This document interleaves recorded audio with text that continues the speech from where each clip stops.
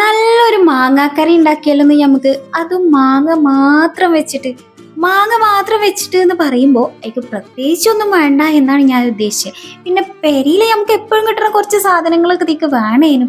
അപ്പോൾ നമുക്ക് മാങ്ങ ആദ്യം നമുക്ക് ഇഷ്ടമുള്ള രീതിയിൽ പീസുകളാക്കി മാറ്റിയേക്കാം.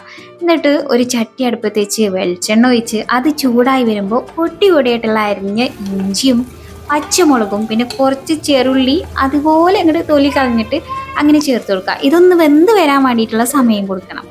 അത് കഴിഞ്ഞ് അതൊന്ന് വെന്ത് വരുന്ന സമയത്ത് നമ്മൾ മാങ്ങ ചേർത്ത് കൊടുക്കുക. മാങ്ങക്ക് അധികം വേവൊന്നുമില്ല, അതുകൊണ്ടാണ് ചെറുള്ളി കുറച്ച് സമയം വേവിച്ചെടുത്തത് കേട്ടോ.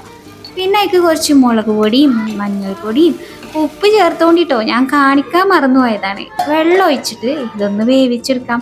അത് വെന്ത് വരുന്ന സമയം കൊണ്ട് അതിക്കൊരു അരപ്പ് തയ്യാറാക്കാം. ഒരു മുറി തേങ്ങയും അതിക്കൊരു 2 പോണ വെളുത്തുള്ളി, 2 ചെറുള്ളി, പിന്നെ ഒരു ഇച്ചിരി നല്ല ജീരകം ചേർത്തിട്ട് നല്ല ഫൈനായിട്ടാണ് അരച്ചെടുക്കേണ്ടത്. എൻ്റെ മിക്സി ചതിച്ചാശാനെ അതുകൊണ്ട് വല്ലാണ്ട് ഫൈനായി കിട്ടിയില്ല. ഇനിയൊരു ചട്ടി വെക്കുക, വെളിച്ചെണ്ണ ഒഴിക്കുക, കടുകിട്ട് പൊട്ടിക്കുക, കുറച്ച് ചെറുള്ളിയും പിന്നെ വറ്റൽ മുളകും കറിവേപ്പില ഇട്ടാണ് വറവിട്ട് ഇട്ടാലുണ്ടല്ലോ.